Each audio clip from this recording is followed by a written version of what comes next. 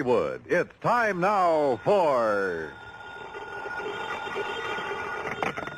Johnny Dollar. Pat Cummings, Inter-Allied Life. Hi, Pat. What's new with you? Johnny, ever hear of Everett Benton? No, I'm afraid not. Investment firm down in New York. Real estate, oil, mining, this and that. What about him? We're carrying a $100,000 life policy on him. So? So last night he fell out of a 14-story window. Oh, that's too bad. Accident, Pat, or was it suicide? Maybe neither. I think he got pushed. I'll be right over.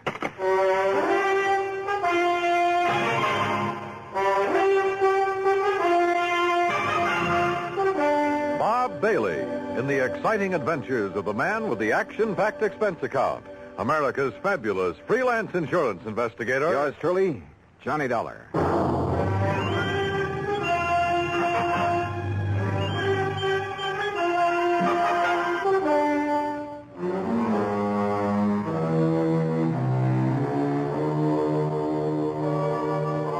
Expense account submitted by Special Investigator Johnny Dollar to the Inter-Allied Life Insurance Company, Hartford, Connecticut. Following is an account of expenses incurred during my investigation of the killer's list matter.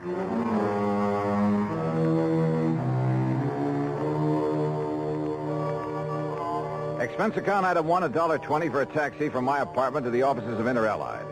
Pat Cummings looked worried and got straight to the point. I don't know, Johnny. Maybe Benton wasn't pushed out that window. But there's something about this deal that just doesn't smell right to me. What can you tell me about this man, Benton? Everett Benton, 45 years old, doing very well in business, so far as we know. Last night about 10 o'clock, he fell or jumped or was pushed out of his office window. This policy on him, who's the beneficiary? His wife, Claire. What's she like? About 12 years younger. Redhead. I see. Yeah. Well, what do you think? I think I better have a talk with Mrs. Benton. Item 2, $14.40, transportation and incidentals to New York City. The Benton's apartment was on East 67th, very fashionable, very expensive. And Claire Benton looked right at home in her surroundings. Do you mind if I fix us a drink, Mr. Dollar? Not at all, Mrs. Benton. It's been a pretty wearing day. I imagine it has. Police, questions, reporters. You Yeah, know. I'm sorry to be throwing more questions at you at a time like this. I'm used to it by now. Here's your drink. Thanks. Cheers. Yeah, cheers. You know, you certainly seem to be bearing up very well. Yes, I suppose so. Mr. Dollar, I think it would save time and embarrassment if we had a few things understood. Such as? You've heard of the ideal marriage. Well, Everett's and mine was not it. Oh. Naturally, I'm very sorry he did what he did, but... Well, we weren't exactly happy together. I take it you think he committed suicide, Mrs. Benton. Is there any doubt about that? Apparently not in your mind. None at all. If it was suicide, why did he do it? I wouldn't know. Everett hadn't confided in me for some time. We haven't been very close recently. Oh, Mrs. Benton, just suppose it wasn't suicide. Everett had no enemies that I knew of. I see. About the insurance policy. Yes, about the insurance policy, Mr. Dollar. $100,000, isn't it? That's right, when you get ready to file a claim. I intend to in the morning. I see. Oh, and one other thing. It just so happens that I have an alibi for last evening. Oh? And it's the nicest kind of alibi there is, Mr. Dollar. What do you mean? It's airtight. And that was Claire Benton. Very calm and collected. And incidentally anxious to collect. I thought her over all the way to the office of Detective Lieutenant Tovich of Homicide. That's item 3, $1.60 cab fare. Yeah, I talked to her, Johnny. She's a hard one to figure out. Well, what do you think, Tovich? Did he jump or get pushed? You got any ideas? How about financial troubles? He was in the investment business. Have you looked into that? According to his lawyer, his affairs are in good shape. Oh, he'd made his share of poor investments over the years. Wildcat oil leases, stuff like that. But in general, he was doing okay. He was worth a lot of dough, Johnny. Okay, let's assume he was pushed out that window. What was he doing in his office at 10 p.m.? I wondered about that, too. Any indication anybody was with him? No. The night watchman was in another part of the building when Benton came in. Let himself in with his own key. There could have been somebody else with him, all right. But who? Claire Benton says she has an alibi. Yeah. Don't know as I care for it much, but I haven't been able to break it down. Who is her alibi? Larry Santis. Santis. Runs a supper club over in the East 50s. Yeah, the Ace of Clubs, he calls it. Larry Santis. Thanks, Tovich.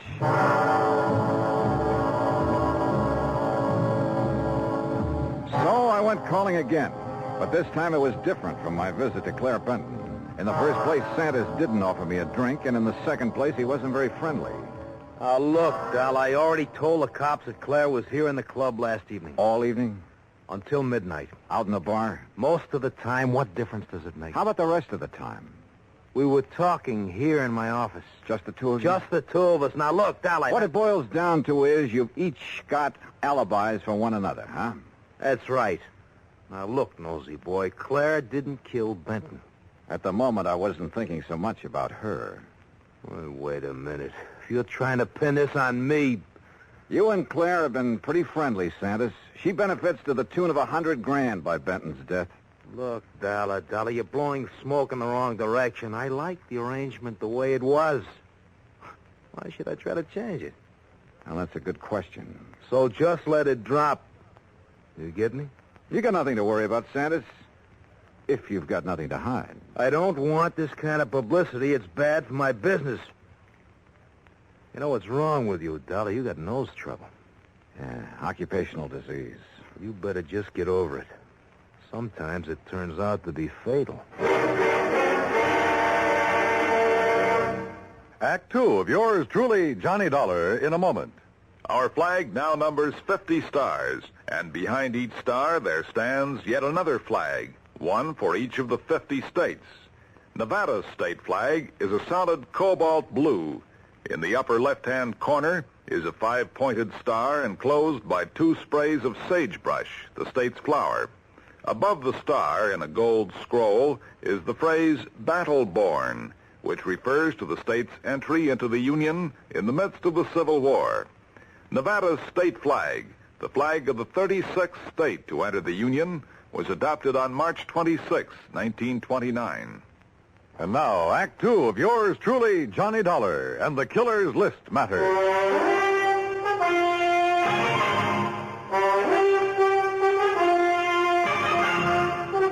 Well, looks like you didn't get any further with Larry Santis than I did, Johnny. Look, Tovich, both Santis and Claire Benton had a motive for killing her husband. Matter of fact, 2 motives. Money and getting Benton out of their way. Johnny, I'm with you. But we're not even sure yet it was murder.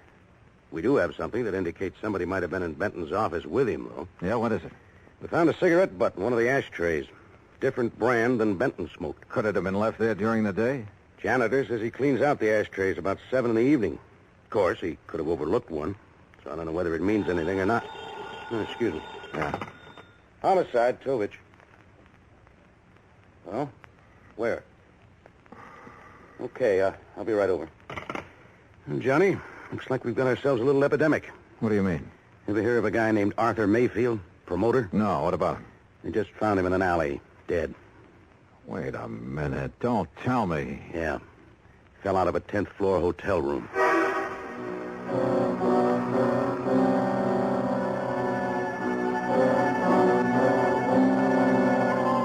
Lieutenant Tovich and I went over to the West Side Hotel where Mayfield's body had been discovered. There was nothing in his room to indicate anyone had been there with him. As a matter of fact, there was nothing curious. Item 4, $1.80 cab fare to Claire Benton's apartment. Mr. Dollar, I really don't see the point of this. I've told you twice that I did not know this Arthur Mayfield. Did you ever hear your husband mention his name? I've never heard the name until now. From you. Mrs. Benton, mind telling me where you were last night around midnight? I take it that's when Mayfield died. Approximately. I suppose you have an alibi. You suppose correctly. You know something? I wouldn't be at all surprised if you were about to tell me you were with Larry Santis again. You know something, Mr. Dollar? That's exactly where I was last night. I know, Tovich. I know it could be just a coincidence that 2 guys fall or jump or get shoved out of windows within 24 hours. But I got a hunch there's some kind of connection between them. Could be, Johnny, but so far we haven't been able to find it. Well, how about their past? The armed forces, maybe? I've already checked that out. The answer's no. Could they have been involved in any sort of business deal? I asked Benton's attorney about that. He's checking through all of his papers. He's promised to call me. And you haven't been able to find any organization they both belong to, any situation in which they could have been thrown together? Not so far. Unless they served on a jury together, something like that. Well, don't laugh. That could be it. And they might have convicted somebody who took this way of getting revenge. Yeah, I'll check it out and call you if we find a connection. But don't count on it, Johnny. Don't count on anything.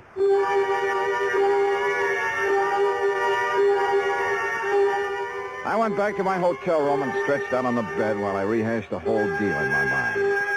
I thought about Claire Benton and Larry Sanders. I didn't trust either of them. But as Tovich had pointed out, it was another thing to prove it. Okay, coming. Yeah? Mr. Dollar? That's right. You're investigating the murders of Benton and Mayfield? Well, I don't think they've been officially described as murders. No, but they are, Mr. Dollar. I'm certain of it. Who are you? My name is Alvin Whiting. I have some information that may be of value to you. May I come in? Come in. Thank you. If you don't mind, I'd like to look out the window a minute. You're being followed? I don't know, but it wouldn't surprise me. What is this information you have, Mr. Whiting? A couple of years ago, 3 men got together and bought an oil lease from a man named Tom Nolan. Did you ever hear of it? No. Well, he was a very eccentric man, hot-tempered, violent. He needed the money badly, so he sold the lease, which then was little better than worthless. Benton and Mayfield were in that deal together. I see. But I still don't understand what that has to do with their murders. I'm convinced their killer is Tom Nolan, getting revenge on them in his own warped way. Revenge? For buying a worthless oil lease from him? Last week, oil was discovered on that property, a lot of it. The property is now worth millions. Oh. I think that Nolan, with his twisted way of looking at things, probably feels that he was cheated out of that property. You're suggesting that this Nolan isn't quite all there, huh? Exactly. That's exactly what I mean. What's your connection with all this, Mr. Whiting? I'll tell you what my connection is, Mr. Dollar. I was in on the deal with Benton and Mayfield. I was the third man. Ah. So, you see, if my suspicions are correct, if Nolan is the killer, then I'm the next man on his list.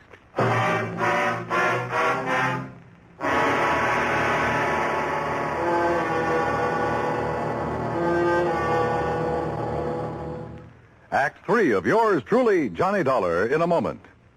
Many of you know the old saying that goes, for want of a nail, a shoe was lost. For want of a shoe, a horse was lost. For want of a horse, a rider was lost.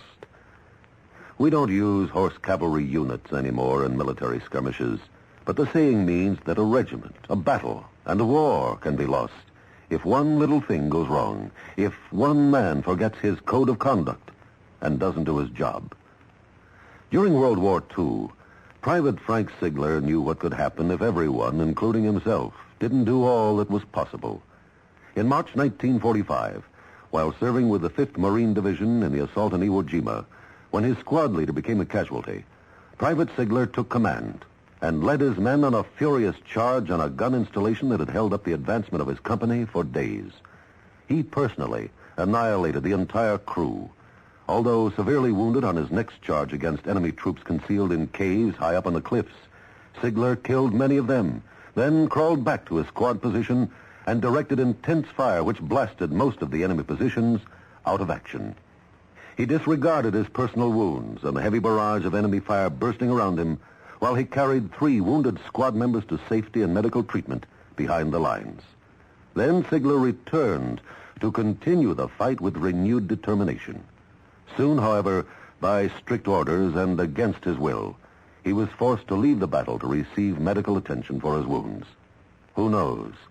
If Frank Sigler had not been present and had not acted with exemplary conduct according to his code, his company might have been lost. The battle might have been lost. His grateful country awarded Private Frank Sigler the Medal of Honor for valorous action and fortitude at the risk of his own life. And now Act 3 of yours truly, Johnny Dollar, and the Killer's List matter. I took Alvin Whiting down to Lieutenant Tovich's office, and he told his story again.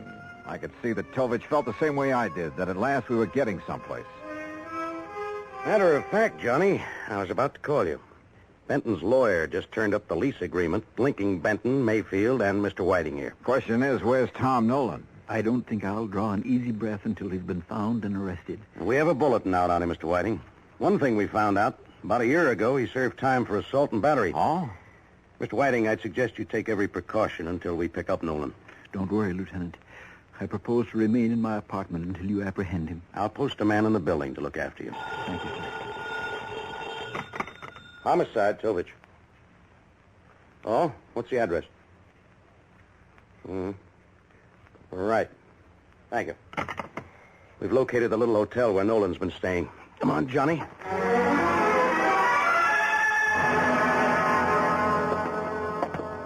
That's Mr. Nolan's room at the end of the hall, Lieutenant. Okay, clerk. Is he in? I don't know. I really haven't seen him since he rented the room from me. How long ago was that? Oh, about a week ago, Mr. Dollar. If he's gone out since then, it must have been at night when I was off duty. Here we are. Now, try your pass key quietly. Right.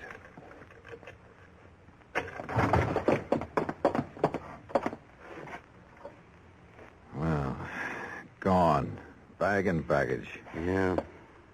Room's been used recently, though. Hey, in this ashtray, cigarette butt. Same brand we found in Benton's office. Doesn't prove anything, but it might tie in. Yeah, Tom Nolan could be our boy, but where is he? You say he rented the room from you, clerk. What did he look like? Oh, middle-aged, as I remember, bushy hair, sort of a wild look to him. Fits the general description Alvin Whiting furnished us. And the mugshot I pulled out of the files. Well, all we can do now is rig a stakeout for him here, and then wait. Lieutenant Tovich posted a couple of men in Nolan's room, and we went back to headquarters. While he was getting out another bulletin, I went through Nolan's record. Assault and battery, resisting arrest. There was no doubt he was a violent sort of guy. And with the indication Whiting had given us that Nolan was a little unbalanced, the weird revenge motive might fit. Then something in the records caught my eye.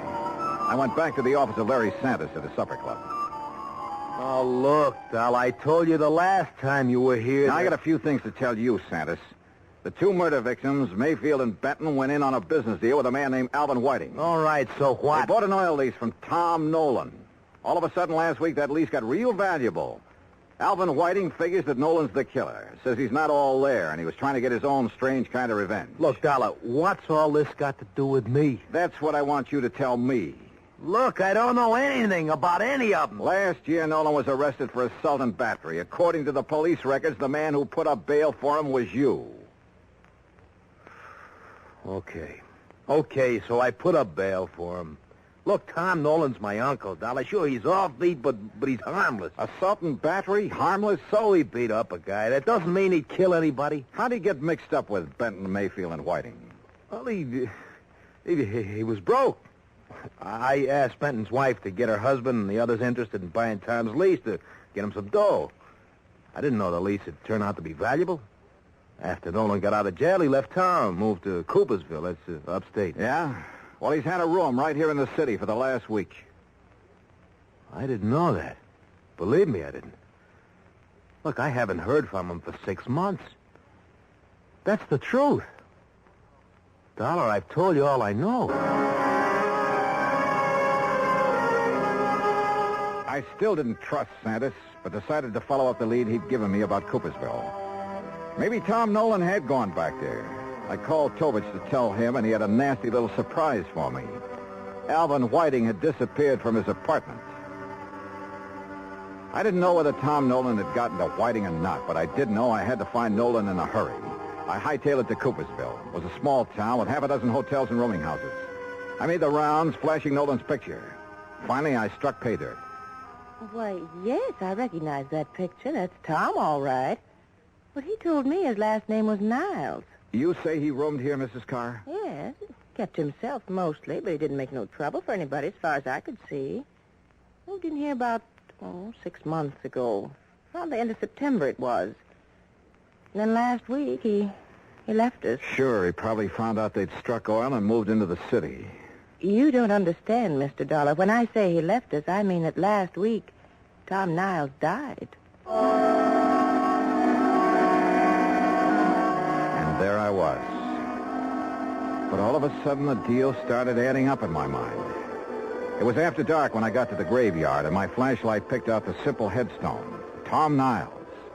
Yeah, Tom Nolan.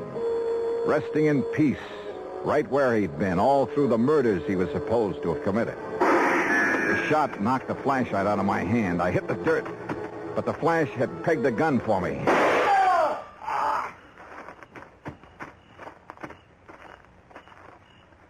Well, Alvin Whiting.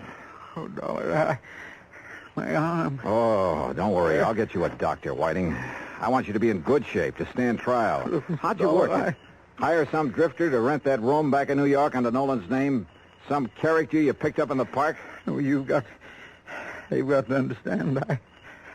I had to have the money. I was in debt. I was desperate. You almost got the money, too, didn't you? Yeah, it almost worked. You rigged the story that Nolan was the killer, that you were on his list of victims. That way you end up in sole possession of the oil lease. If I'd only known he was... Yeah. Never try to frame a guy who's already dead.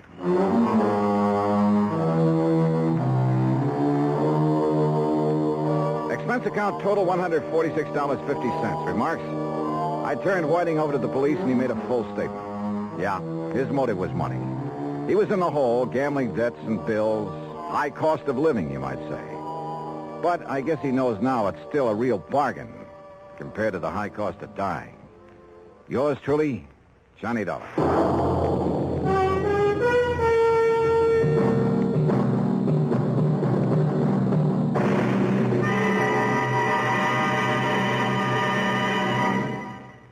Our star will return in just a moment. Our flag now numbers 50 stars, and behind each star there stands yet another flag representing one of the 50 states. Missouri's state flag is a horizontal tricolor of red, white, and blue. In the center is a circular device bearing the state coat of arms, an eagle symbolizing the superior authority of the nation, a grizzly bear representing Missouri, chosen for his size, strength, and valor, and a crescent moon symbolic of the shield carried by the second son, Missouri being the second state carved out of the Louisiana Territory. A belt encircles the coat of arms with a motto inscribed, "United we stand, divided we fall." Atop the flag is a cluster of stars representing the Union, with a larger star for Missouri as she surmounts her difficulties and assumes her rank among the states. The state motto is also inscribed on the flag, Salus Populi Suprema Lex Esto. The welfare of the people shall be the supreme law. Surrounding the device is a group of 24 stars. Missouri's state flag, the flag of the 24th state to enter the Union, was adopted on March 22nd, 1913. Now, here is our star to tell you about next week's story. Next week, Dame Nature takes a hand and helps me solve a crime. Join us, won't you? Yours truly, Johnny Dollar.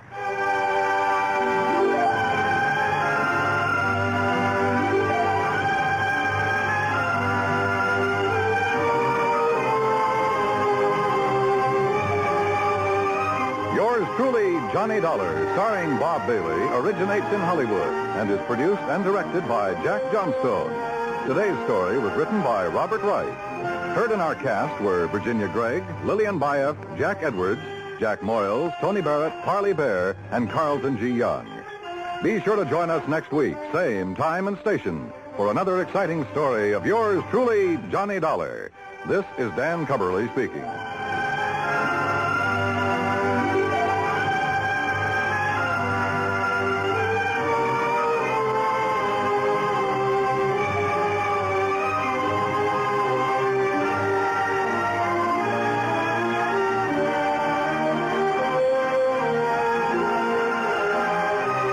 This is the United States Armed Forces Radio and Television Service.